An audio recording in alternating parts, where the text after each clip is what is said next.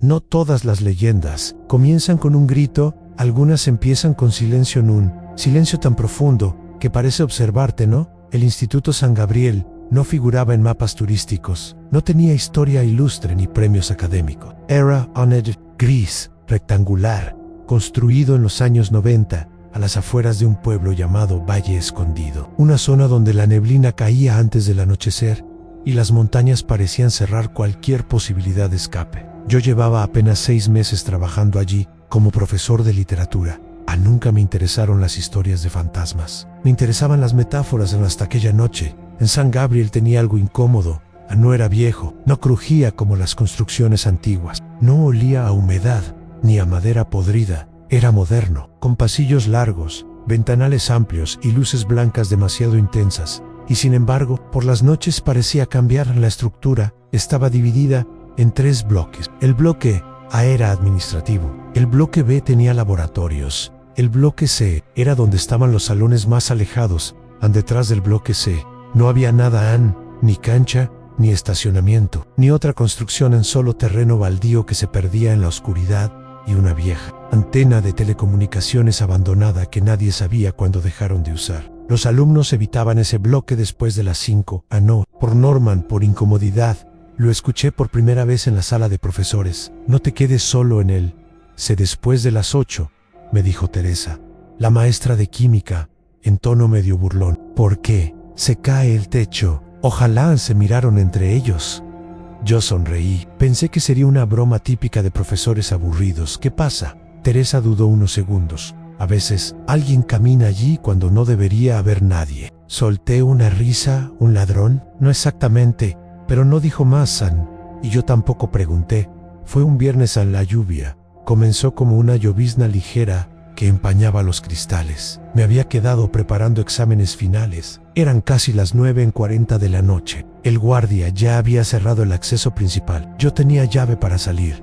En mi salón estaba en el segundo piso del bloque C. El edificio estaba en silencio, absoluto, en ese tipo de silencio que presiona los oídos.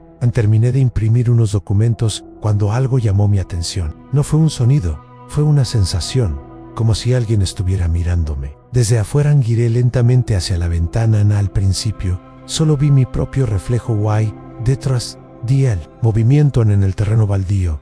Parpadeé allí, de pie, a unos 30 metros del edificio. Bajo la lluvia ligera, había una figura. Una chica vestía uniforme, pero no era el uniforme actual del instituto. Era distinto, más antiguo, en falda más larga, blusa cerrada hasta el cuello, calcetas altas. Estaba completamente inmóvil, mirando hacia el edificio. Mirándome. Abrí la ventana. «Oye», grité, «¿qué haces ahí?». No respondió ni se movió. La lluvia la atravesaba, pero su ropa no parecía mojarse. Eso fue lo primero que me inquietó. A lo segundo, fue la forma en que estaba Dupai. No descansaba el peso en una pierna, no se balanceaba, no respiraba. Era como una fotografía pegada en el paisaje. Sentí un escalofrío recorrerme la espalda. Decidí bajar. Quizá era una exalumna, quizá alguien quería entrar, quizá estaba en problemas. Tomé mi chaqueta y salí al pasillo. Las luces parpadearon una vez, solo 1 ampero suficiente para hacer que el corazón me latiera más fuerte. El pasillo del bloque se parecía diferente esa noche. Más largo, más estrecho. Mis pasos resonaban con eco. Al llegar a las escaleras, sentí algo extraño, un olor. No a humedad, no a tierra, olor metálico como sangre vieja. Sacudí la cabeza. Era imaginación. Bajé, atravesé el patio interno. Cuando llegué al acceso trasero que daba al terreno, la chica ya no estaba allí. Miré a izquierda y derecha. Nada. El campo estaba vacío, pero la lluvia seguía cayendo y el suelo estaba seco. No había charcos, no había barro, como si allí no hubiera llovido jamás. Subí de nuevo, confundido. Quizá la había imaginado. Quizá estaba agotado. Al entrar al edificio, noté algo. La puerta del último salón del segundo piso estaba abierta. Yo la había dejado cerrada, estoy seguro. Subí lentamente. Cada paso se sentía pesado. El pasillo estaba oscuro. Ahora las luces se habían apagado. Solo quedaba la iluminación tenue de emergencia. La puerta al fondo, abierta, oscura, y desde dentro, un sonido como tela arrastrándose. Empujé la puerta. El salón estaba vacío. escritorios, alineados, ventanas cerradas, pero en el suelo, huellas tan pequeñas como de zapatos escolares enmarcadas en polvo fino. Venían desde la puerta Ana hasta el escritorio del fondo, la última fila, el último asiento, el único lugar, desde donde se podía ver claramente la antena abandonada detrás del terreno, y allí, sobre el pupitre, había algo en un cuaderno antiguo, con las hojas amarillentas. Lo abría, no tenía nombre, solo dibujos, dibujos repetidos, una y otra vez. El mismo rostro, una chica en cabello largo y lacio, ojos completamente negros en y debajo, escrito con tinta roja no. Me dejaron entrar. Las páginas siguientes estaban llenas de la misma frase, cientos de veces, hasta que en la última hoja solo decía: ahora yo entro cuando quiero. La puerta del salón se cerró de golpe detrás de mí. Ann. El sonido fue tan fuerte que casi me hizo caer y corrí hacia ella. Intenté abrirla, no cedían. Al otro lado del salón, escuché pasos, lentos, arrastrados. No, venían del pasillo, venían del interior del aula, desde el fondo, desde el escritorio, donde había encontrado el cuaderno. Respiración, tan suave, justo detrás de mí, y una voz, apenas un susurro junto a mi oído: profesor, ¿puedo pasar ahora? Sentí el aliento frío en el cuello, pero cuando me giré, no había nadie, en solo los escritorios y el cuaderno cerrado. Esa fue la primera noche, pero no la peor, porque después descubrí algo que cambió todo en el Instituto San Gabriel. No siempre se llamó así antes de construirse. Ese terreno pertenecía a otra institución, una que cerró tras la desaparición de un estudiante en 1998, una que nunca fue oficialmente demolida, tan solo cubierta, tan solo enterrada, y la chica que desapareció nunca fue encontrada, y 3 días después volvió a aparecer, pero esta vez no estaba afuera. Estaba dentro del edificio, esperándome en el pasillo, sonriendo, sin parpadear. No volví a dormir bien después de aquella noche. El cuaderno desapareció, lo dejé en mi escritorio. Lo recuerdo claramente. Cerré el salón, bajé, firmé la salida con el guardia nocturno y me fui al día siguiente. No estaba. Revisé cajones, archivo, incluso el bote de basura, nada. Intenté convencerme de que lo había imaginado. Hasta que comenzaron los cambios. El lunes siguiente, una alumna levantó la mano en mitad de clase. Profe, ¿esa chica es nueva? Sentí un golpe en el estómago. ¿Cuál chica? Señaló hacia el pasillo. A través del ventanal todos voltearon. Yo también. No había nadie. Estaba parada ahí, insistió, con uniforme raro. Algunos compañeros rieron, pero la alumna no tenía la piel pálida. No parpadeaba. El salón se quedó en silencio. Continué la clase como si nada. Pero esa tarde, en la sala de profesores, no fui el único que escuchó algo extraño en Teresa. La maestra de química estaba temblando. Alguien estuvo tocando mi puerta durante 20 minutos. Susurró, pero cuando abrí, no había nadie. El guardia dijo que el sistema de cámaras había fallado exactamente a las 9:17 de la noche. Siempre a las 9:17, durante 4 noches seguidas. Y yo sabía por qué era la hora en que la vi por primera vez. San Gabriel tenía espejos en los baños del segundo piso. Un martes, una alumna se desmayó allí. Cuando despertó, lloraba. Ella estaba detrás de mí. Repetía, pero en el espejo. No, tenía hoyos. La dirección comenzó a hablar de estrés colectivo, histeria, imaginación. Yo no dije nada, porque esa misma noche la vi otra vez. No afuera, no en el terreno, sino al final del pasillo del bloque C. Eran las 8:55 de la noche. Me había quedado corrigiendo ensayos. Sentí esa misma presión en los oídos. En ese silencio denso, levanté la vista. Ali estaba parada en el extremo del pasillo, bajo la luz blanca, más cerca que nunca. El uniforme parecía antiguo, pero ahora estaba manchado, no con barro, con algo oscuro, espeso. Su cabeza estaba inclinada ligeramente hacia un lado, como si estuviera estudiándome. No respiraba, no parpadeaba, pero esta vez sonreía, una sonrisa pequeña, demasiado amplia para su rostro. Me puse de pie lentamente. No eres real, murmuré. La luz parpadeó cuando volvió. Ella estaba a mitad del pasillo, sin haber caminado, sin haber hecho ruido. Más cerca sentí que el corazón iba a salírseme del pecho. Retrocedía y ella avanzó, no caminando, deslizándose como si el suelo la llevara. Entonces habló, no movió los labios, pero escuché la voz dentro de mi cabeza. Ahora sí puedo entrar en las puertas de los salones. Comenzaron a cerrarse una por una. Bang, bang. El eco fue ensordecedor. Corrí hacia las escaleras. Purro al Liger. Ella estaba abajo esperándome, bloqueando la salida. Su cuello hizo un movimiento antinatural. Giró demasiado hasta que su rostro quedó completamente al revés. Y aún así, me miraba. No sé cómo logré salir esa noche. Recuerdo gritar, recuerdo caer, recuerdo despertar en mi casa. El miércoles pedí acceso a los archivos antiguos del instituto. Descubrí que antes de San Gabriel existía otro plantel en ese mismo terreno centro educativo. Horizontal cerró en 1998 a motivo oficial. Fallas estructurales de motivo real. Desaparición. Una alumna 17 años expulsada semanas antes por conducta inadecuada. Intentó volver varias veces. Nunca la dejaron entrar. En una noche fue vista afuera del edificio bajo la lluvia. Al día siguiente, desapareció. El caso se cerró por falta de pruebas. Pero un recorte viejo de periódico decía algo más. Última vez vista cerca de la antena de telecomunicaciones. La misma antena que aún estaba detrás del bloque C. No debía hacerlo, pero lo hice. El viernes por la noche, llevé una pala. La lluvia comenzaba a caer. Igual que la primera vez caminé hasta la antena abandonada. El suelo estaba blando. Excavé. Al principio solo tierra, luego tela podrida, un trozo de uniforme antiguo, y debajo, huesos pequeños, frágiles. Sentí que el mundo se inclinaba y, entonces, escuché pasos detrás de mí.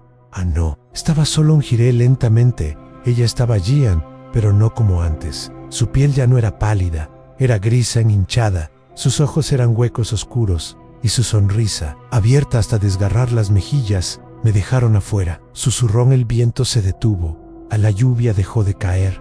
Todo quedó en silencio absoluto.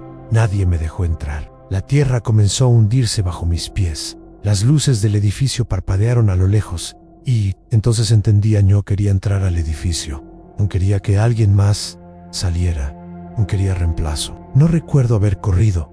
Recuerdo caer dentro del hoyo. Recuerdo tierra llenando mi boca. Recuerdo sus manos frías sujetando mi rostro y una sensación horrible, como si algo se deslizara dentro. De mí no fue dolor, fue invasión, como si compartiera espacio con otra conciencia. Desperté a la mañana siguiente. Sobre el césped la antena detrás de mí en el hoyo, cerrado sin rastro de excavación. Regresé al instituto. Todo parecía normal, demasiado normal. Los alumnos murmuraban, pero no sobre mí. Sobre ella, profe.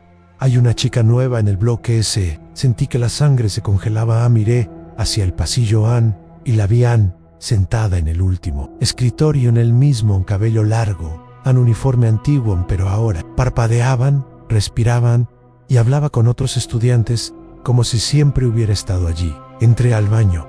Necesitaba agua. Miré al espejo y no estaba solo detrás de mí. Mi reflejo no copiaba mis movimientos. Sonreía con una sonrisa demasiado amplia, demasiado familiar. Parpadeé y por un segundo no tenía ojos, solo oscuridad. Sentí su voz dentro de mi cabeza. Gracias por dejarme entrar, y comprendí. Algo aterrador. Ella ya no estaba afuera. Ya no estaba en el terreno. Ya no estaba en el pasillo. Estaba en mí. A veces, cuando camino por el bloque C, siento que mis pasos no tocan completamente el suelo. A veces escucho mi voz susurrar cosas que no quiero decir ni. Anoche, a las 9:17 de la noche, alguien tocó mi puerta desde dentro del espejo y preguntó: «Profesor, ¿puedo pasar?». No respondí, pero la manija comenzó a girar. El Instituto San Gabriel sigue abierto. La antena sigue de pie. Los alumnos aún evitan el último salón. Y hay rumores de un profesor que a veces se queda inmóvil mirando el terreno baldío sin parpadear, sonriendo. Dicen que ya no respira cuando lo hace. Dicen que a las 9:17 su reflejo se mueve primero. Dicen que ahora son 2 y que pronto necesitarán un tercero. Hay pueblos que mueren lentamente y hay pueblos que son devorados. San Evaristo no figuraba en ningún mapa grande. Apenas aparecía en uno regional, perdido entre montañas áridas y caminos de tierra que se volvían intransitables cuando llovía. Era un lugar donde todos se conocían, donde las puertas no se cerraban con llave, donde el sonido más fuerte por la noche era el viento golpeando las láminas, hasta que llegó la familia. Fiu en Varano, un camión oscuro apareció una tarde polvorienta. y se estacionó frente a la antigua casa de los Roldán, que llevaba años abandonada desde que murieron en un incendio que nadie quiso investigar demasiado. Ante el vehículo bajó primero el padre Autu, demasiado Autu, delgado al punto de parecer frágil, cabello completamente blanco, aunque no parecía tan viejo. Sonreían siempre, sonreían. Después bajó la mujer, mucho más joven, demasiado joven para él. Noah no levantaba la vista. Por último, dos niños, un niño y una niña, ambos pálidos, ambos con la misma expresión vacía. El hombre se presentó como Elías. Armenta dijo que venían a servir. Nadie preguntó a quién. Al principio no pasó nada extraño. Elías saludaba a todos, ofrecía ayuda, reparó la cerca de doña Mercedes sin cobrarle, ayudó a cargar costales a los campesinos. Era amable, demasiado amable, hasta que comenzaron los cantos cada domingo por la noche. Primero suaves como rezos, luego más fuertes voces mezcladas. No parecían canciones religiosas, no eran himnos conocidos, eran melodías repetitivas, hipnóticas, y lo extraño era que parecían venir desde abajo, no desde la sala, no desde el patio, sino desde debajo de la casa. Fue Teresa Aguayon, viuda, devota de toda la vida. La vieron cruzar el portón al atardecer, con un vestido negro. Al día siguiente estaba distinta. Sonreía como él. Tenía ojeras profundas, y hablaba en susurros. Es diferente, decía. Aquí no nos mienten. Comenzó a faltar a mí, y no fue la única. En menos de un mes, 10 personas del pueblo dejaron de asistir a la iglesia. 10 personas comenzaron a reunirse en la casa de los Roldán cada domingo, siempre de noche, siempre vestidos de oscuro, siempre regresando con esa misma sonrisa fija.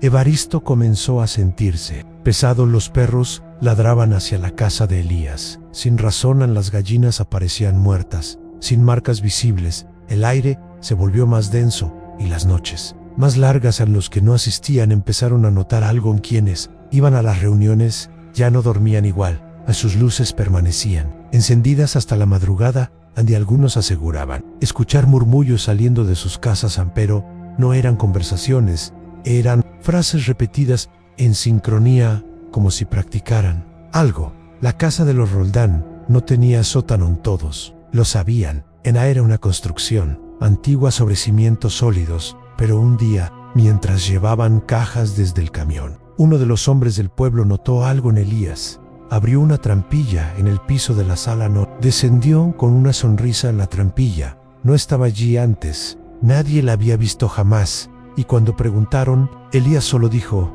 siempre ha estado ahí, solo que ahora decidimos abrirla. Algo más empezó a inquietar al pueblo. Los niños de Elías no jugaban, no corrían, no reían. Se les veía caminando por el perímetro del pueblo al anochecer, descalzos. Sus pies no dejaban huellas en el polvo. En una noche, el hijo del carnicero lo siguió. Por curiosidad, no regresó hasta el amanecer. Lo encontraron sentado frente a su casa, mirando al vacío, y cuando finalmente habló, solo dijo: están preparando espacio. Nunca volvió a ser el mismo. Fue en octubre el mismo. El viento era fuerte. Las luces del pueblo comenzaron a parpadear. Alas James Blas lewat 40 menit PM. Todo quedó en oscuridad absoluta, sin electricidad, sin luna, sin estrellas. Desde la casa de Elías comenzaron los cantos más fuertes que nunca. No eran 10 voces, eran muchas más, demasiadas, como si el suelo mismo estuviera cantando. Los que se quedaron en sus casas escucharon algo peor. Golpes desde abajo, como si alguien estuviera excavando bajo todo el pueblo. Y entonces, un olor dulce al principio, luego metálico, luego insoportable, como carne descompuesta mezclada con incienso. Algunos se asomaron por las ventanas. Vieron algo que jamás olvidarían. Las personas que asistían a las reuniones salían de sus casas, caminaban en fila, descalzos, vestidos de negro, con los ojos abiertos, pero sin mirar. Se dirigían hacia la casa de Elías. No caminaban como personas normales. Se movían al mismo ritmo, exactamente al mismo ritmo, como si compartieran un solo pulso. Cuando llegaron al portón, no tocaron a la puerta. Ya estaba abierta y desde el interior, la luz no era amarilla, no era blanca, era rojiza, y parecía latir. 3 hombres del pueblo decidieron entrar después. Horas más tarde, cuando el canto cesó, en la puerta estaba abierta en la casa. Vacía, no había muebles, no había polvo, no había señales de vida, y en medio de la sala, la trampilla abierta, descendieron con linternas, y lo que vieron abajo no era un sótano, era un túnel anuno que se extendía abajo. Tierra en múltiples direcciones, a las paredes estaban cubiertas de símbolos tallados, guay en el centro. Había un espacio circular como un altar y alrededor, restos en ropa, en zapatos, pero ningún cuerpo. A la mañana siguiente, todos los que habían asistido a las reuniones desaparecieron todos, sin excepción, y ni rastro, y ni huellas, y ni sangre, en solo casas vacías, camisas dobladas sobre las camas, platos servidos en mesas, como si hubieran salido un momento, y jamás regresado. La familia de Elías también se fue en el camión. No estaba en la casa, quedó abandonada, pero la trampilla nunca volvió a encontrarse, desapareció, como si jamás hubiera existido. Han pasado años, la casa sigue en pie, nadie vive allí, pero algunas noches se escuchan cantos, no desde dentro, sino desde debajo del pueblo. A veces el suelo vibra levemente, a veces las moscas se concentran en un punto específico del campo, y quienes caminan por allí muy tarde dicen que sienten algo bajo sus pies, como si el terreno respirara, como si hubiera espacio, como si aún estuvieran ampliándolo. Y hace 2 semanas, un niño nuevo en el pueblo comenzó a cantar una melodía que nadie le enseñó. La misma melodía, la de aquellas noches. Cuando le preguntaron dónde la escuchó, respondió sonriendo: ellos practican debajo de mi cama, Ney. Lo peor no es lo que ocurrió, lo peor es que nunca encontraron el final del túnel, y algunos creen que no fue excavado para salir, sino para extenderse, y que San Evaristo no fue el único, solo fue el primero. Los pueblos no desaparecen de golpe, primero pierden sonidos, luego personas, luego memoria. San Evaristo no volvió a ser el mismo después de aquella noche del apagón. Los desaparecidos nunca regresaron. Las autoridades vinieron así, revisaron la casa, no encontraron túneles, no encontrarán trampilla, no encontraron símbolos, solo una sala vacía y polvo acumulado. Dijeron que todo era histeria colectiva, que probablemente se trataba de una secta que se había marchado, aunque los vecinos exageraban. Pero las autoridades no se quedaron a dormir. Nosotros seguimos escuchando. La primera grieta apareció un mes después en la cocina de Doña Mercedes, una línea fina que atravesaba el piso de concreto. Pensaron que era humedad. Luego apareció otra en la plaza, después otra frente a la escuela, siempre líneas rectas, como si algo marcara rutas debajo del pueblo, como si estuviera dibujando un mapa subterráneo. Por las noches, si uno apoyaba la oreja contra el suelo, podía oír algo. No pasos, no excavaciones, respiración lenta colectiva. Comenzaron casi al mismo tiempo. Primero fue un niño, luego 2 mujeres, luego 5 personas. Más soñaban lo mismo: un túnel oscuro, una luz rojiza, al fondo voces cantando en armonía, y alguien guiándolos. Un hombre alto, cabello blanco, sonriendo en el sueño. Descendían por una escalerilla de madera, y al final del túnel había una sala enorme, mucho más grande que el pueblo. Un espacio imposible, sin paredes visibles, solo tierra húmeda, y cuerpos arrodillados en círculo. No muertos, no vivos, cantando. Cuando despertaban, tenían tierra bajo las uñas. Un grupo de hombres decidió cavar en el punto donde más vibraba el suelo. Trabajaron toda la tarde. Cavaron 2 metros, nadan 3 metros, nada. A 4 metros la pala chocó contra algo duro. No era pedra, era madera, una tabla vieja. La levantaron debajo. Había oscuridad, un hueco en un vacío que exhalaba. Era caliente, un olor dulce y podrido. Y un sonido, un murmullo lejano, como cientos de voces susurrando la misma palabra. Uno de los hombres vomitó. Otro cayó de rodillas en él. Tercero quiso iluminar con una linterna. La luz no alcanzó el fondo, pero algo sí subió en una ráfaga de aire, y con ella moscas en maíz salieron disparadas hacia el cielo, y dentro del hueco algo se movió. No hacia abajo, hacia arriba. 3 días después apareció Teresa Aguayo, en la primera que había entrado a la casa de Elías. Caminaba por la calle principal. Al amanecer, descalza, vestido negro, en cabello húmedo. La rodearon, la llamaron por su nombre, no respondió. Su piel estaba fría, sus ojos abiertos Pero lo peor era su pecho. No. Subía, no. Bajaba, no. Respiraban aún así. Caminaban. Cuando finalmente habló, lo hizo sin mover los labios en la voz. Parecía salir desde dentro de su garganta. Ya casi hay espacio para todos. Se detuvo frente a la antigua casa. Annie comenzó a cavar con las manos. Las uñas se rompían. La sangre corría Anne, pero ella no reaccionaba. Seguía cavando Anne, hasta que el suelo cedió. Bajo sus pies y cayó. A nadie se atrevió a asomarse. Esa noche, el suelo de todo el pueblo vibró. Las ventanas tintinearon en los perros. Huyeron en los que aún quedábamos. Escuchamos claramente el canto ya. No irá lejano. Venía desde todos lados, desde abajo, de las paredes, desde nuestras propias cabezas. Era la misma melodía Anne, pero ahora tenía palabras, no en español, no en ningún idioma que reconociéramos Anne Collingo. Y entre el canto, una frase clara: la superficie es temporal. No, todos desaparecieron al mismo tiempo. Algunos simplemente dejaron de estar. Una mañana abrías la puerta y el vecino no estaba. Su casa intacta, su cama tendida, pero vacío. El suelo de sus habitaciones mostraba pequeñas hendiduras, como si alguien hubiera estado excavando desde abajo. No, empujando hacia arriba. Los niños empezaron a dibujar túneles en la escuela. Todos dibujaban lo mismo. Una sala circular en un hombre alto en el centro y alrededor. El pueblo entero arrodillado. Yo fui uno de los últimos en resistir. Intenté irme, tomé el auto en la carretera. Estaba bloqueada por derrumbes.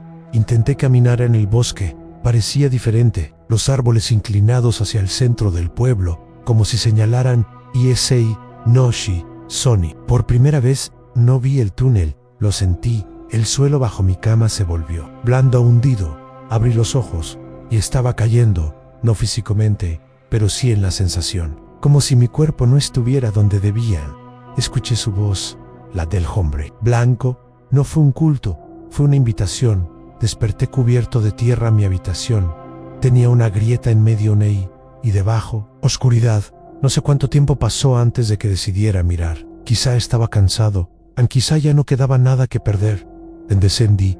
La grieta se abrió más. Cuando me acerqué, había una escalera de madera vieja. Bajé en el túnel. No era estrecho, era amplio, el suficiente para caminar. Erguido en las paredes, estaban húmedas, cubiertas de marcas en los símbolos, tallados sino uñas en miles de marcas de uñas, como si generaciones hubieran intentado salir en el túnel. Se abrió en una cámara gigantesca, mucho más grande que el pueblo, iluminada por una luz rojiza que no provenía de ninguna fuente visible. Y allí estaban todos de los desaparecidos, arrodillados, cantando, con los ojos abiertos, sin respirar en el centro. Elías, sonriendo, no parecía más viejo, parecía eterno. Bienvenido, dijo. No era una secta, no era satanismo, no era religión, era expansión. Elías no vino a llevarse al pueblo, vino a sembrarlo. San Evaristo no estaba sobre túneles. El pueblo era la tapa, la superficie, lo que estaba abajo. Existía desde antes, mucho antes, y necesitaba espacio, y necesitaba voces, y necesitaba cuerpos que no murieran, sino que permanecieran, cantando, alimentando. Elías no era líder, era puente. La tierra no es sólida, susurró. Solo es una piel en detrás de él. El suelo se movía no como terremoto, como respiración. La cámara entera, latía no, y entendí. El pueblo no estaba siendo consumido, estaba siendo incorporado, integrado, como células nuevas en un organismo antiguo. Me ofreció un lugar a unirme, arrodillarme, cantar, vivir, sin respirar, sentir sin cuerpo, ser parte de algo que no conoce muerte. Miré a mi alrededor, algunos me reconocieron en sus ojos, no parpadeaban, pero sabían quién eran. No había dolor en sus rostros. Solo ausencia. El suelo vibró más fuerte. Desde arriba se escucharon derrumbes en la superficie. Estaba cediendo. No puedes detenerlo, dijo Elías. Solo puedes elegir dónde estar, Anne. Entonces vi algo peor más. Allá de la cámara, más allá de los túneles, había otros más túneles, extendidos en todas direcciones, como raíces, y en cada extremo. Otro pueblo. No recuerdo haber gritado. Recuerdo correr, recuerdo subir la escalera, pero el túnel se cerraba. Detrás de mí, las paredes se contraían como garganta. Tragando logré salir. El pueblo estaba hundiéndose, las casas inclinadas, la iglesia partida en dos, la plaza agrietada, personas cayendo en fisuras que se abrían bajo sus pies. El suelo dejó de ser suelo en sí, volvió boca en una boca inmensa y comenzó a cerrarse. No cuero nada donde estaba San Evaristo. Ahora hay un terreno hundido.